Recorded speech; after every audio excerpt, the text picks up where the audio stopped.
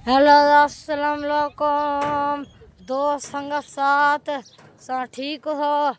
माई तरह तो ईद मुबारक माए हुण कमे ते मसरूफ हामी तो हुण कुर्बानी है दिखाऊंगा मैं सिरो कमे ते बहुत सारा मसरूफ हामी कम है मुझे नहान वो बने दे रहा है जा